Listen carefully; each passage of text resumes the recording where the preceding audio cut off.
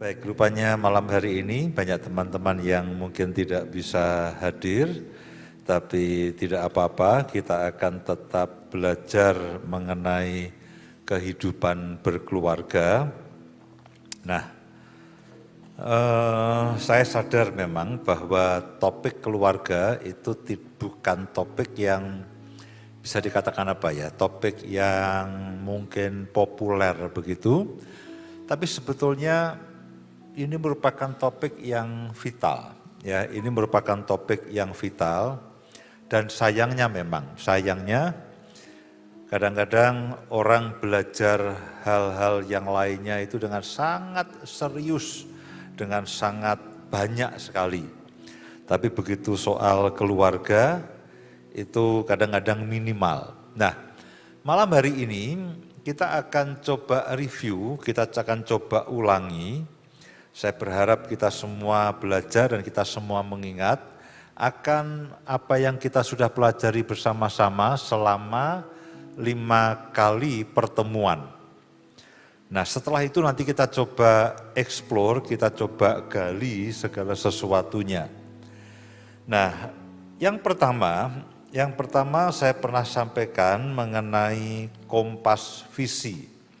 Ya, kompas visi itu artinya begini, bahwa kita harus selalu kembali kepada visi utama. Kalau kapal ketika berlayar punya potensi untuk dia kemana-mana arahnya begitu. Nah, kompas visi itu akan menolong saya dan saudara ketika dalam perjalanan kehidupan kita berumah tangga, ada masalah atau persoalan apapun, oke, kembali ke visi utama. Karena kalau tidak, seringkali itu lalu dengan berlalunya waktu, dengan berbagai macam persoalan, masalah dan sebagainya, itu tujuan utama berkeluarga itu menjadi kabur, menjadi bias. Lalu ya sudahlah, jalani saja, bertahan saja, itu sudah jauh lebih baik. Dan sejujurnya lebih banyak yang saya temui ketika saya ketemu dengan banyak teman-teman, bahkan para hamba Tuhan, mereka lebih banyak begini, Pak, ini kami bertahan. Bisa bertahan itu baik. Ya, bisa bertahan itu sudah jauh lebih baik ketimbang rusak dan berantakan. Ya, sudah bertahan. Nah, tujuan daripada kita kembali kepada kompas visi yang utama supaya apa? Jangan sampai kita ini hanya bertahan. Kita harus selalu mengerti sebetulnya tujuan utama dalam keluarga itu apa. Nah, target utama iblis adalah kehancuran keluarga. Karena itulah begitu keluarga pertama terbentuk ya langsung dihancurkan. Tipu daya iblis membuat keluarga pertama gagal memegang visi ilahi atas keluarga. Dampak yang ditimbulkan atas kejatuhan manusia di dalam dosa melahirkan kecenderungan yang merusak atas keluarga. Karena itu apapun kondisi keluarga Anda, keluarga kita, selalu kembalilah kepada visi mula keluarga. Tidak boleh kurang daripada itu, meskipun acap kali dengan berlalunya waktu, lalu sudah menjadi terbiasa, kadang-kadang sudah capek, kadang-kadang sudah putus asa dan sebagainya. Ya, visi keluarga yang pertama adalah apa? Dikatakan mewujudkan gambar Allah. Kejadian pasal yang pertama, ayat yang ke-27, maka Allah menjadikan manusia itu menurut gambarnya, menurut gambar Allah diciptakannya dia laki-laki dan perempuan, diciptakannya mereka. Allah rindu melalui keluarga, gambar Allah terlihat di dunia ini. Keluarga adalah tempat kita belajar mengenai Allah. Karena itulah saya sangat amat percaya, entah dengan cara apapun, bahwa pemulihan keluarga itu merupakan hal yang menurut saya nih ya, bahkan ada kemungkinan sebelum pemulihan gereja, pemulihan keluarga harusnya terjadi dulu. Kalau melihat urut-urutan kejadiannya, pemulihan keluarga itu harusnya terlebih dahulu terjadi ketimbang pemulihan gereja. Entah bagaimana, Kalau yang saya lihat di dunia kekristenan, masalah keluarga tidak terlalu banyak digali dan tidak terlalu banyak dikembangkan. Tapi saya percaya ada begitu banyak pewahyuan yang Tuhan tunjukkan dan Tuhan singkapkan. Keluarga adalah tempat kita belajar mengenal Allah. Berikutnya, saudara bisa lihat keluarga surgawi dan keluarga yang ada di bumi. Kemudian gambar berikutnya, selain mewujudkan gambar Allah adalah melipat gandakan gambar Allah. Allah memberkati mereka, lalu Allah berfirman kepada mereka, beranak cuculah dan bertambah banyak, penuhilah bumi. Allah rindu setiap pernikahan dapat melahirkan dan melipat gandakan gambar Allah di muka bumi. Baca keturunan ilahi Malaki 2 ayat yang ke-15. Karena itulah kita juga melakukan SMA, seminar mendidik anak, itu tidak kalah pentingnya. Hubungan suami istri itu satu hal, tapi mendidik anak itu juga hal yang berikutnya yang tidak kalah pentingnya. Kalau suami istri itu adalah gambaran Allah, gambaran keluarga yang ada di surga, gambar Allah, sedangkan keturunan ilahi itu adalah mewujudkan gambar Allah dan memperbanyaknya. Jadi saya berharap saudara yang punya anak, saudara mereview kembali cara kalian mendidik anak, disetting ulang. Coba dicermati, ini saya mendidik anak ini dengan cara apa? Hanya dengan cara adat istiadat, hanya dengan cara seadanya, atau memang saya memahami bahwa ini adalah saya harus mendidik dengan desain tertentu, dengan pengarahan tertentu, dengan maksud tertentu, dengan rancangan tertentu, sehingga anak-anak yang Allah percayakan kepada kita, itu betul-betul mereka hidup di dalam kodrat ilahi, di dalam rencana Tuhan yang ajaib. Kemudian menaklukkan bumi, ini juga tujuan Allah yang mula-mula mengenai keluarga. Dan taklukkanlah itu, berkuasalah atas ikan-ikan di laut dan burung-burung di udara, dan atas segala binatang yang merayap di bumi.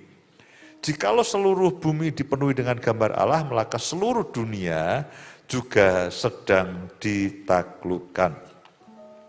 Nah, ini adalah bagian yang pertama mengenai visi utamanya. Lalu yang berikutnya, saudara masih ingat mengenai gambar diri. Gambar diri yang rusak itu akan merusak keluarga. Kalau gambar diri saudara dan saya tidak berangsur-angsur dipulihkan, itu yang menjadi korban adalah pasangan, lalu anak-anak. Yang akan menjadi korban adalah pasangan dan anak-anak selain diri kita sendiri. Gambar diri yang rusak adalah penyebab 90% konflik emosional di dalam pernikahan. Gambar diri yang rusak akan merusak diri sendiri, pasangan dan anak-anak kita.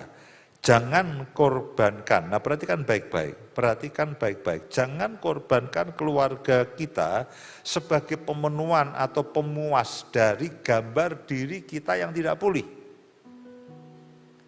Ya, saudaraku, ini memang bukan hal yang mudah sih.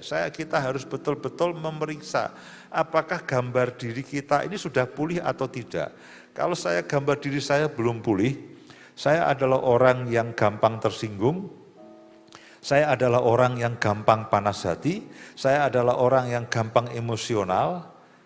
Itu menyebabkan saya seperti itu karena saya hanya merasa berharga nih ya. Saya merasa berharga kalau semua orang nurut dengan saya, kalau semua orang itu oke dengan saya, jadi kalau anak-anak saya itu mulai tidak setuju dengan saya akan tersinggung, saya akan marah karena saya merasa terhina. Nah, kalau itu terjadi lalu kita sikat anak kita marahi, kita caci maki. Nah, sebetulnya problemnya bukan di anak, problemnya adalah karena gambar diri kita yang belum pulih. Kita orang yang mudah tersinggung misalkan. Kita orang yang mudah tersinggung, kita orang yang mudah punya masalah. Nah, kalau ini terjadi, ya akibatnya apa? Keluarga kita lah yang menjadi korbannya.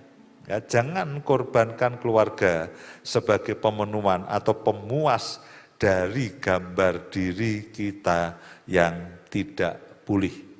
Nah, untuk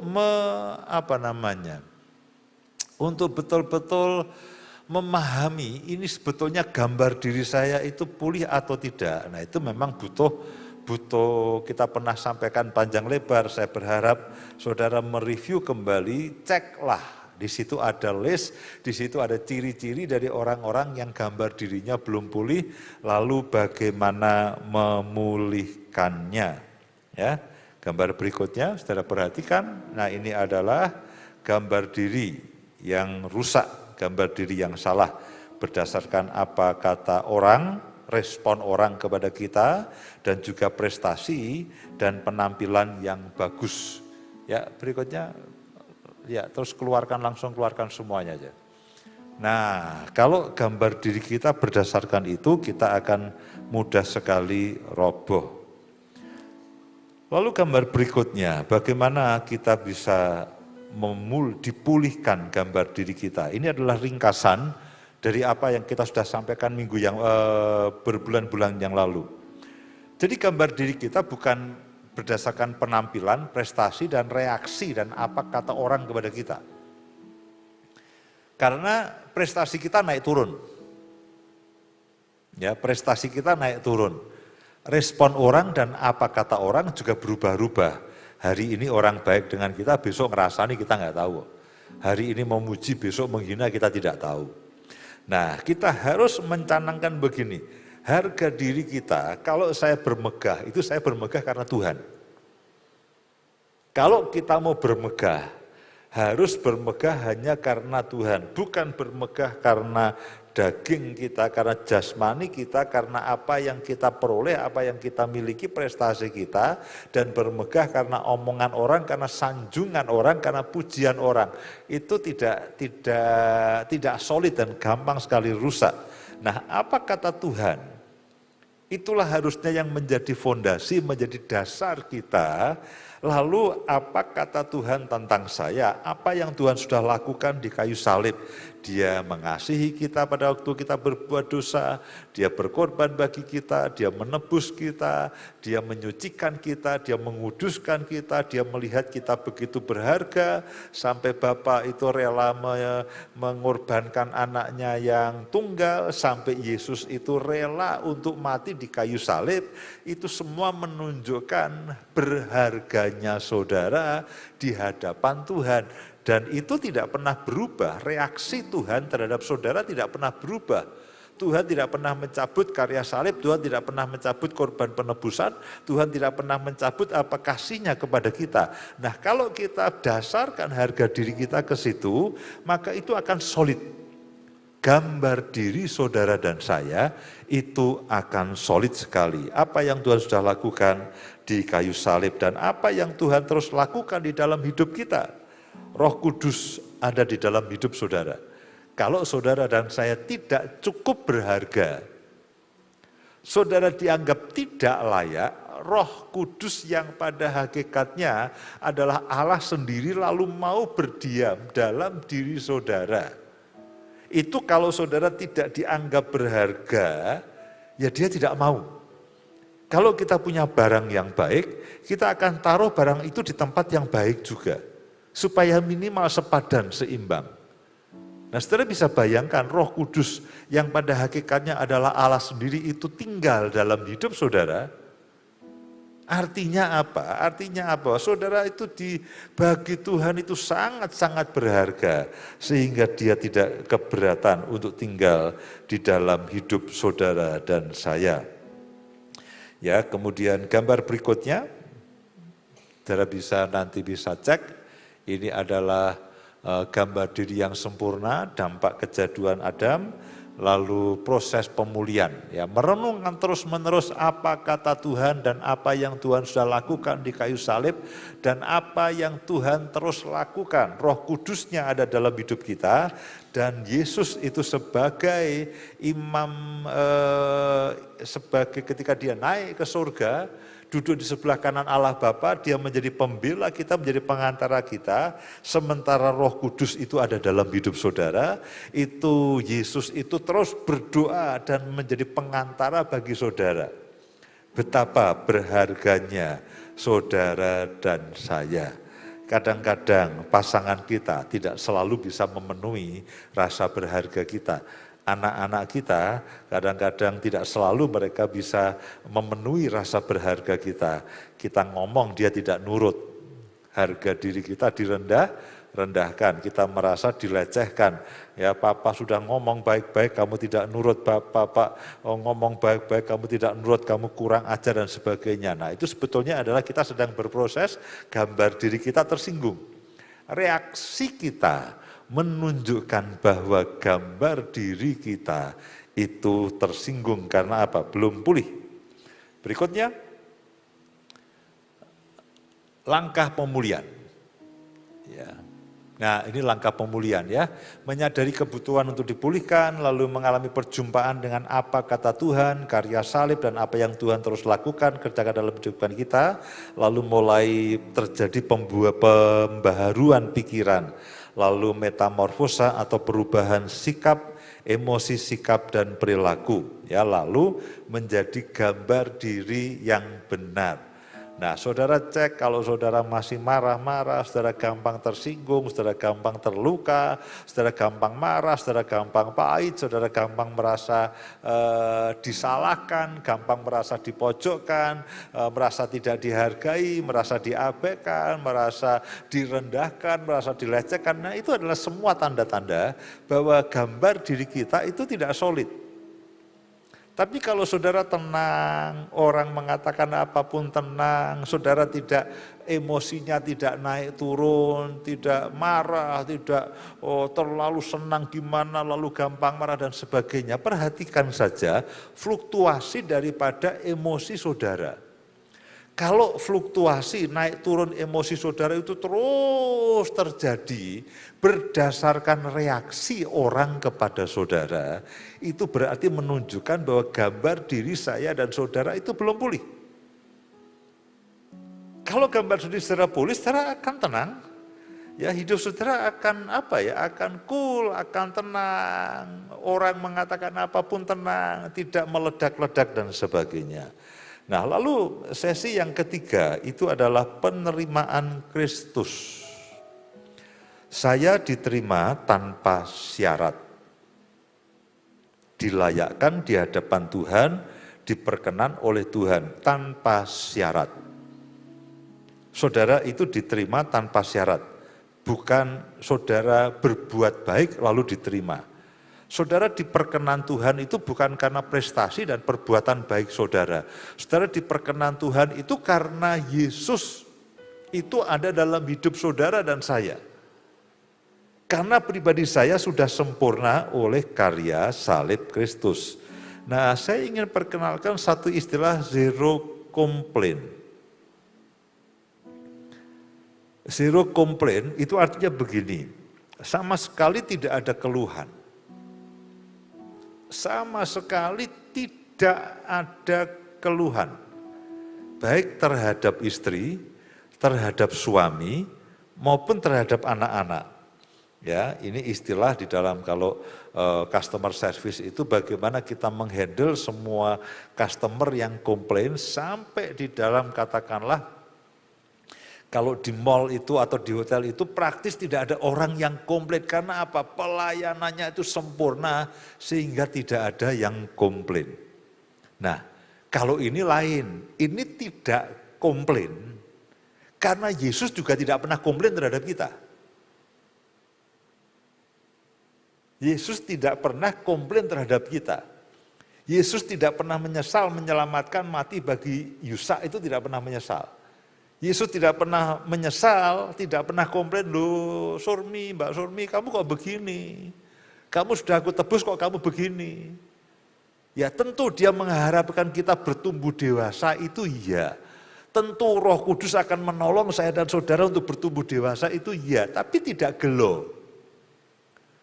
Saya tidak pernah melihat, membaca di dalam firman Tuhan, lalu Tuhan itu gelo dengan kita. Oke, dengan orang Israel dia menyesal, dia marah-marah dan sebagainya. Tapi kalau saudara lihat di dalam perjanjian baru, Tuhan itu sama sekali tidak komplain dengan kita. Tentu dia menegur. Ya, dia menegur, dia menolong supaya kita hidup benar. Tapi dalam hatinya dia itu tetap mengasihi, dia tetap menerima kita apa adanya. Nah, saya ingin kenalkan satu istilah, coba saudara cek dalam hidup saudara masing-masing. Saudara terhadap pasangan, saudara masih punya komplain tidak? Saudara masih punya keluhan tidak? Aduh, kok kenapa dia begini? Harusnya dia itu begini. Harusnya dia itu seperti ini.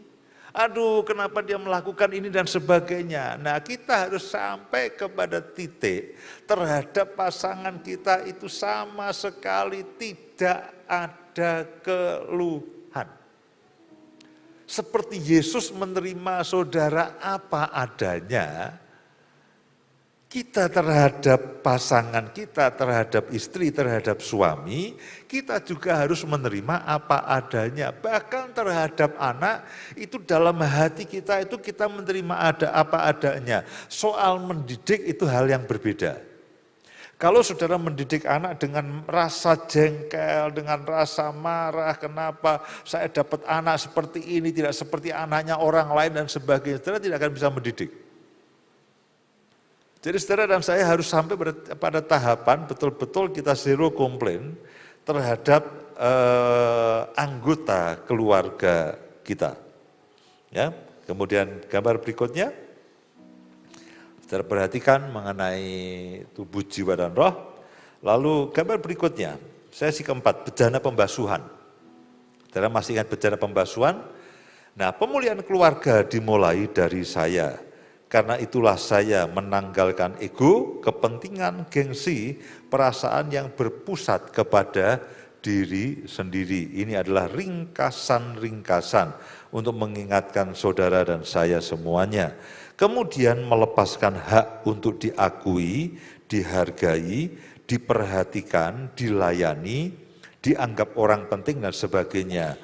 Mau merendahkan diri, menghamba, melayani dengan hati seperti Kristus atas saya, sehingga saya berorientasi kepada kesenangan, kenyamanan, dan kebutuhan pasangan. Saudara masih ingat ketika Yesus itu lalu membasuh kaki murid-muridnya, dia melepaskan jubahnya, dia melepaskan statusnya, lalu dia memakai kain, dia mengambil bejana pembasuhan, lalu dia mulai membersihkan akan kaki murid-muridnya. Nah, dikatakan hendaklah itu menjadi teladan. Aku sudah melakukannya, sekarang kamu harus melakukannya. Nah, orang pertama yang harus menerima pelayanan pembasuhan dari saudara itu bukan orang lain.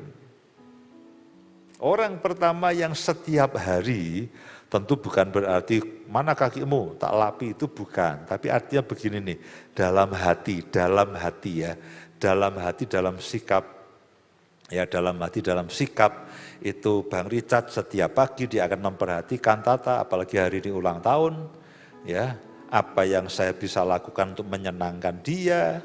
Oh dia perlu ini, dia sedang masak. Oh dia sedang mencari pisau, dia lalu Bang Richard sedang pegang HP, dia pura-pura tidak tahu bahwa sebetulnya Tata membutuhkan pisau, tapi kalau kita ini membasuh nih ya, kita akan perhatikan pasangan kita, oh dia sedang masak, oh dia perlu pisau, kita ambilkan. Oh dia moodnya tidak baik, kita tidak singgung. Ya kita tidak, kamu ngapain pagi-pagi cemberut? Nah itu bukan membasuh. Kalau kita tahu pasangan kita sedang cemberut, kita coba lihat, kita coba hati-hati, lalu coba tanya kenapa, ya apa yang saya bisa lakukan, alih-alih kita marah. Loh kalau pagi-pagi saudara lihat pasanganmu cemberut, itu kan kita jengkel kadang-kadang. Kita kan jengkel. Nah itu bukan membasuh. Kalau saudara lihat bahwa pasanganmu itu cemberut dan sebagainya, saudara perhatikan, oh apa yang membuat dia tidak senang. Lakukanlah sesuatu untuk membuat dia senang. Ya, kalau dia tahu bahwa saudara lihat begini, itu tuh ada banyak itu kok. Dalam setiap hari saya perhatikan dalam kehidupan saya dan Bu Indah itu setiap hari itu selalu ada yang saya bisa lakukan untuk dia. Artinya apa? Meringankan semua kebutuhannya, apa yang saya lakukan, saya coba lakukan. Oh dia perlu ini saya ambilkan, dia perlu ini perlu dibelikan, dia mau naik mobil saya hantarkan dan sebagainya. Ini sisi yang berbahaya, saya harus jaga nih pintu mobilnya karena ada banyak mobil yang lalu lalang dan sebagainya. Saudara bisa memperhatikan akan pasanganmu, alih-alih saudara komplain, saudara marah, saudara jengkel, cobalah perhatikan mana yang bisa menyenangkan dia, lakukanlah. Oh dia setiap hari masak, biarin aja. Setelah ongkang-ongkang kaki sambil minum kopi, lalu pegang HP, ketawa sendiri, tidak empati. Oh dia sedang masak, datangilah. Saya bisa bantu apa? Ya ambilkan ini, cucian dan sebagainya, sedikit meringankan. Jangan tidak berperasaan, Tahu suami sedang sibuk, tahu istri sedang sibuk, kita ongkang-ongkang kaki semuanya, lalu hanya bermain HP, medsos dan sebagainya, itu tidak empati. Nah sebagai seorang pembasuh, saudara harus terus-menerus menyediakan diri untuk apa sih yang bisa aku lakukan untuk istriku, untuk suamiku, sehingga pada saat ini dia lebih bahagia. Jangan lakukan apa yang dia tidak sukai. Sebaliknya cobalah antisipasi. Oh dia butuh apa? Tahu suami keselak begitu, dibiarin aja, nggak diambilkan air lah, apa dan sebagainya. Nah cobalah perhatikan. Siapa yang peduli bahwa murid-murid kakinya kotor semuanya itu siapa yang peduli? Yesus peduli. Yesus peduli. Bahwa kaki mereka kotor, Yesus peduli. Loh dari satu kelompok, Pak saya sibuk. Loh dari kelompok Yesus dan murid-muridnya yang paling sibuk siapa? Ya Yesus. Setiap kali dia nganggur, dia persiapan khotbah kan. Harus ngajar lah, harus melayani semuanya. Loh kalau kita bicara yang paling sibuk siapa? Yesus. Tapi yang menyibukkan diri untuk membasuh kaki murid-murid siapa? Ya Yesus. Jadi saya berharap kita harus sensitif terhadap pasangan kita. Perlakukanlah mereka sebagai raja dan ratu. Raja Gomez itu kan gagah ya. Ya, Raja Gomez ya. Ya Bu Nita ya, setiap hari kasih es lilin ya. Loh, saya serius loh saudaraku. Saya serius. Kalau tidak, kehidupan suami kita akan suam lalu berkerak dan tidak menyenangkan. Ya, kita bisa menciptakan kesenangan satu dengan yang lain antara suami istri, dimulai dari kita, dimulai dari saya, bukan kita, dimulai dari saya. Terhadap anak, saudara harus jangan seperti orang feodal. Layanilah anakmu. Jangan seperti orang feodal. Layanilah pasanganmu, layanilah anak-anakmu. Bantulah mereka. Tentu ada waktunya, beri mereka pengertian. Nah, kalau pada pas momen yang baik, bicaralah. Nah, itu tentu perlu teknik mendidik anak dan sebagainya. Mau merendahkan diri, menghamba, melayani dengan hati seperti Kristus atas saya, sehingga saya berorientasi kepada kesenangan, kenyamanan, dan kebutuhan pasangan. Saya ulangi, sehingga saya berorientasi kepada kesenangan, kenyamanan, dan kebutuhan pasangan. Lalu yang terakhir adalah mengenai kunci-kunci harmoni. Nah ini bicara mengenai komunikasi sebetulnya dalam berinteraksi dengan pasangan dan anak-anak. Belajarlah dari Tuhan Yesus, cara Yesus berinteraksi dengan orang lain. Cara Yesus melihat potensi, tidak menghakimi, memberikan quality time, waktu untuk pasangan, memberikan waktu untuk pasangan, dampingi pasanganmu ketika dia melakukan hal-hal yang dia sukai. Yang paling menyenangkan itu adalah kalau kita melakukan hal yang kita sukai bersama dengan orang yang kita cintai. Jangan sampai saya ingatkan ya, jangan sampai bahwa pasanganmu lebih suka menghabiskan waktu dengan orang lain. Itu berarti ada yang salah. Tidak masuk akal. Kalau sampai saudara dan pasanganmu itu lebih suka menghabiskan waktu dengan orang lain, berarti ada yang salah.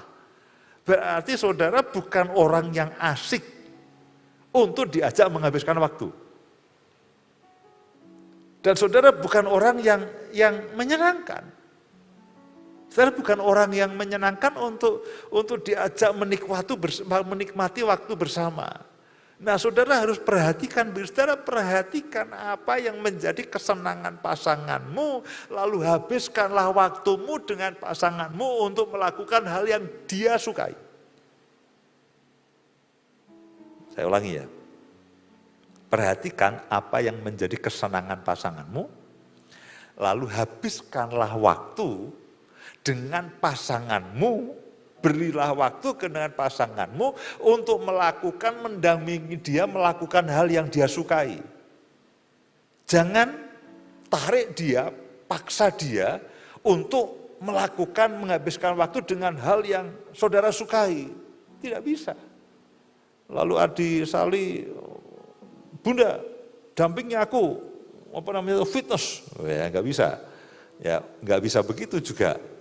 Ya, tapi masing-masing kita, saya harus memberikan apresiasi kepada Bu Indah ketika mau saya ajak untuk 4 hari berjalan dari Jogja ke touring Jogja Bali, berangkat 2 hari perjalanan, pulang juga berangkat 2 hari perjalanan, di sana 2 hari, lalu pulang juga 2 hari lagi. Ya. Touring itu berarti praktis selama hampir 4 hari lah di mobil. 4 hari di mobil.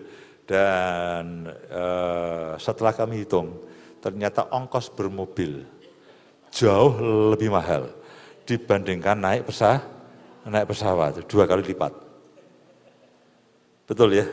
2 kali lipat. Ya belum tiba-tiba akinya mati. Loh, di tengah jalan dalam perjalanan pulang itu akinya mati. Ya, dalam perjalanan pulang dari itu dramanya itu dari Denpasar, saya pulang dari Denpasar selesai seminar, pulang jam 4 kita pulang. Nah, aki habis saya ganti 3 bulan yang lalu. Sebelum saya berangkat sudah saya cek, baik-baik saja.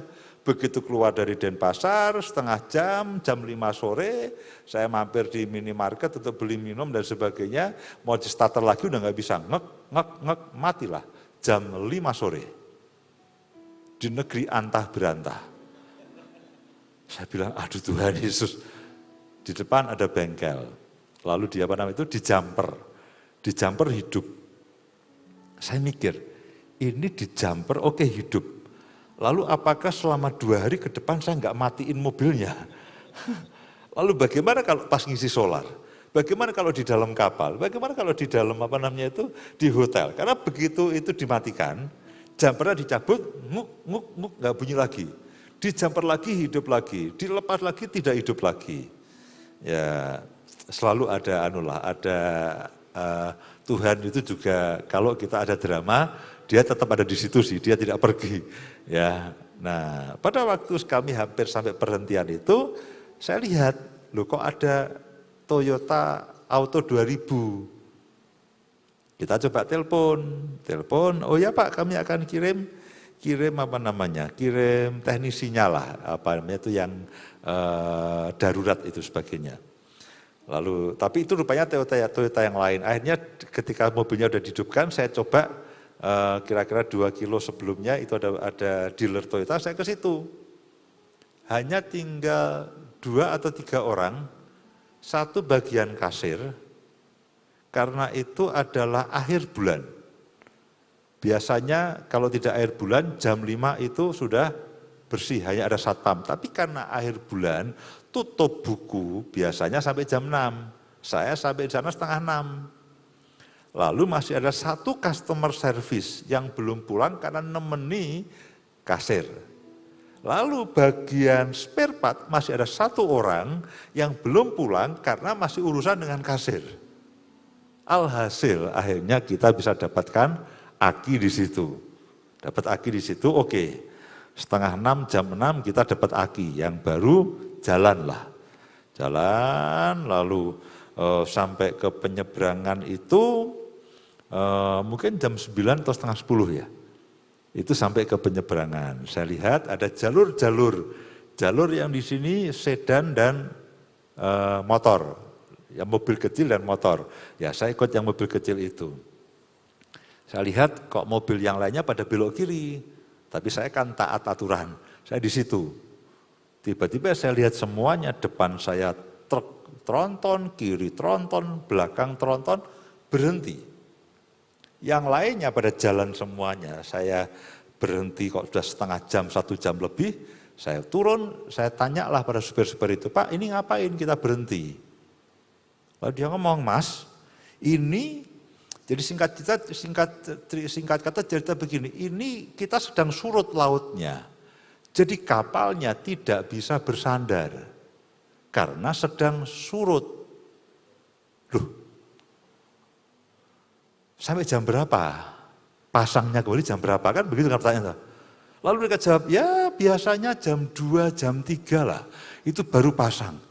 Saya katakan, loh ini jam 10 malam, jam 2 berarti 4 jam, 5 jam lagi itu di atas mobil. Lalu seorang bapak, Mas harusnya, Mas tuh pakai jalur yang kiri. Karena kalau untuk mobil kecil, itu kapalnya itu tidak masalah karena pakai kapal-kapal kecil. Meskipun surut dia tetap bisa bersandar. Kalau yang khusus truk, jadi rupanya kapal penyeberangan itu ada 2 macam. Yang untuk truk, yang untuk bis itu gede-gede, yang untuk mobil kecil-kecil itu kapal kecil. Harusnya tadi Masnya ambil jalur kiri, yang itu lancar. Waduh, saya coba hitung-hitung ini kalau truk tak geser di suara ya. Ya mungkin kalau dengan Adi Sali bisa ya, truk digeser begitu. Saya katakan, aduh ya sudahlah, saya pikir ya inilah akibat daripada touring begitu. Ya. Tapi saya lihat lalu truk berangsur mulai berjalan sedikit begitu, lalu saya permisi saya ambil jalan kiri. Ya udah langsung lancar. Sampai hotel jam 12 malam. Ya betul jam 12 malam, lalu tidur, paginya baru pulang ke Jogja. Nah, saya lihat dia mau menghabiskan waktu bersama dengan saya untuk melakukan hal yang saya senangi. Ya, nah itu harusnya begitu memang. Kalian harus memikirkan, menghabiskan waktu bersama dengan pasanganmu untuk melakukan hal yang disukai pasanganmu, bukan sekedar mengajak dia untuk melakukan yang kita sukai, bukan. Kitalah yang harus memulai, pikirkan, ini suamiku tuh sukanya apa? Ya, lalu habiskan waktumu untuk melakukan bersama-sama hal yang dia sukai. Ya. Jadi rencana tiap tahun saya akan touring ya. Kali ke Bali, mungkin lain kali kemana ya, ke Danau Toba atau kemana gitu ya, seminggu dan sebagainya ya. Jadi itulah kunci harmoni. Perlakukanlah pasangan kita sebagaimana kita ingin diperlakukan. Nah, satu-satunya solusi adalah keluarga yang berpusatkan kepada Kristus. Gambar yang terakhir sebelum Pak Budi Raharjo akan menolong kita semuanya dalam kita mencoba untuk mengekspor, menggali. Yang pertama adalah lalu bagaimana supaya keluarga yang berpusat kepada Kristus terus-menerus mengalami persekutuan dengan Kristus dan karya-karyanya. Penebusan, karya salib, ya, mengalami pertolongan Kristus lewat pimpinan Roh Kudus. Roh Kudus yang ada dalam kehidupan saudara dan saya itu adalah untuk menolong, menghibur, memimpin, menyingkapkan semua kebenaran, lalu menghasilkan buah roh dan karakter ilahi, menjadikan Kristus sebagai teladan dalam menghadapi segala situasi. Melakukan apa yang Kristus lakukan dan bereaksi seperti Kristus bereaksi dalam segala situasi. Nah, itulah kira-kira ringkasannya. Mulai dari visi, mulai dari gambar diri, mulai dari pembasuhan, mulai dari bagaimana kita melayani dan sebagainya, bagaimana penerimaan sampai kepada komunikasi. Nah, itu adalah gambaran ya apa yang kita sudah terima, kita sudah pelajari bersama-sama.